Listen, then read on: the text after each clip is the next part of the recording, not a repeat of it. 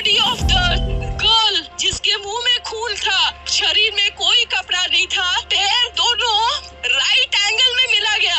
एक पाँव बेड के इस तरफ, एक पाँव बेड के इस तरफ मिला गया। चश्मे को कूटा गया जिसके वजह से आंखों से खून निकल गया। ला दबाकर मारा गया। 9 अगस्त 2024 की सुबह एक ऐसी खबर सामने आती है जो पूरे देश को हिला के रख देती है। यह खबर थी कोलकाता शहर में 31 वर्षीय डॉक्टर महिला की, जो कोलकाता के आर्जिकल मेडिकल कॉलेज एंड हॉस्पिटल में अपनी ट्रेनिंग कर रही थी। हॉस्पिटल जैसी सुरक्षित माने जाने वाली जगह पर इस महिला डॉक्टर का मर्डर एंड रेप होना काफी चौंकाने वाली खबर थी। इस घटना का खुलासा तब हुआ जब डॉक्टर के डेड बॉडी का पोस्टमार्टम किया गया। इस रिपोर्ट ने लोगों की रूह तक को हिला दिया, क्योंकि यह मामला सिर्फ एक मर्डर का नहीं था, बल्कि इससे कहीं ज्यादा खौफनाक केस था। पोस्टमार्टम रिपोर्ट में खुलासा हुआ कि उस डॉक्टर की हत्या गला घोट कर की गई है, कि इतनी ताकत से कि उसका थायराइड कार्टिलेज तक टूट गया था। इस हत्या के पहले डॉक्टर ने अपनी जान बचाने की कोशिश की थी। इसका सबूत उसके शरीर पर मिले निशान हैं, और इससे भी डरावना सच तब सामने आया जब डॉक्टर के प्राइवेट पार्ट पर घावों के निशान पाए गए। इससे एक बात तो साफ हुई कि यह सिर्फ मर्डर का मामला नहीं था, बल्कि यह एक रेप कांड था, जिसे बहुत ही खौफनाक तरीके से किया गया है। लेकिन हॉस्पिटल के परिसर में इतनी बड़ी घटना हो जाती है और किसी को कानों कान खबर तक नहीं होती।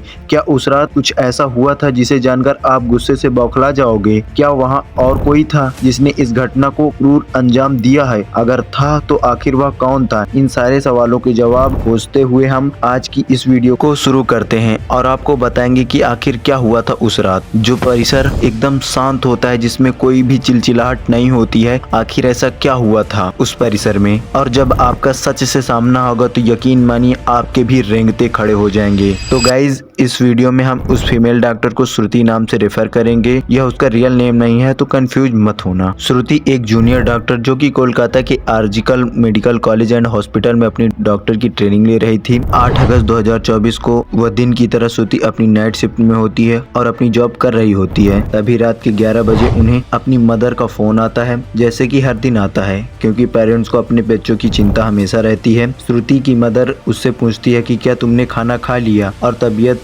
वगैरह सब ठीक वीक है कि नहीं, जिसके रिप्लाई में श्रुति बोलती है कि उसकी तबीयत एकदम ठीक है और वह बस अभी कुछ पेशेंट्स को देखने जा रहे हैं, जिसके बाद वह अपने कलीग के साथ बैठकर खाना खाएगी। अपनी मदर से बात करने के बाद श्रुति पेशेंट्स को देखने राउंड पर निकल जाती है। सारे पेशेंट्स को देखने में और अपना काम खत्म करने में श्रुति को लगभग रात के 2 बज जाते हैं, जिसके बाद वह अपने कलीग के साथ जाकर हॉस्पिटल के कैंटीन में बैठ जाती है और जहाँ मिलकर यह लोग अपना खाना खाते हैं और साथ साथ थोड़ी बातें भी करते हैं। खाना खाते खाते और बात करते हुए इनको रात के 3 बज जाते हैं। इस वक्त श्रुति थोड़ी थकान सी महसूस कर रही थी, तो वह अपनी थकान दूर करने के लिए इस हॉस्पिटल के 4th फ्लोर में बने सेमिनार हॉल में जाकर रेस्ट करने लगती है। श्रुति के रेस्ट करते हुए सुबह 7:30 बज जाते हैं, पर वह तब तक भी इस सेमिनार के हॉल से बाहर नहीं आती है, जो कि काफी ज्यादा अनयूजुअल था, क्योंकि श्रुति कभी भी आधे घंटे से ज्यादा का ब्रेक नहीं लेती थी। हॉस्पिटल का वर्कर, जो कि सुबह की शिफ्ट स्टार्ट करने से पहले हॉस्पिटल के सारे रूम को चेक कर रहा था, और वह ऐसे ही सारे रूम चेक करते हुए इस सेमिनार हॉल की तरफ पहुंचा। जैसे ही सेमिनार हॉल के बाहर आकर उसका गेट खोलता है तो उसकी आंखों के सामने एक भयंकर नजारा था, जिसे देखकर वह बहुत जोर से चीख पड़ता है। इस वर्कर की चीख सुनकर आसपास के लोग वहां इकट्ठा होने लगते हैं और देखते हैं कि सेमिनार हॉल के अंदर श्रुति की बॉडी बिना कपड़ों के पड़ी हुई है और उसकी बॉडी पर कुछ ब्लड के निशान भी है। यहाँ खड़े सब लोगों को यह एक ड्रामा से कम नहीं लग रहा है, स्पेशली दूसरे फीमेल डॉक्टर्स एंड वर्कर्स के लिए, क्योंकि उन्होंने अपने आंखों के सामने ऐसा नजारा पहली बार देखा था। श्रुति की बॉडी को देखकर आसपास खड़े लोग सारे उसे एक स्ट्रेचर पर लेटाते हैं और इमरजेंसी रूम में लेकर जाते हैं, ताकि डॉक्टर उसकी कुछ हेल्प कर सके। काफी देर तक डॉक्टर के स्ट्रगल करने के बाद भी श्रुति कुछ घंटों के बाद अपना दम तोड़ देती है। हॉस्पिटल में कुछ ऐसे लोग भी थे जो इस मर्डर एंड रेप केस को एक नॉर्मल केस जैसा दिखाने की कोशिश कर रहे थे, जस्ट बिकॉज कि वो इस हॉस्पिटल का नाम बचा सके।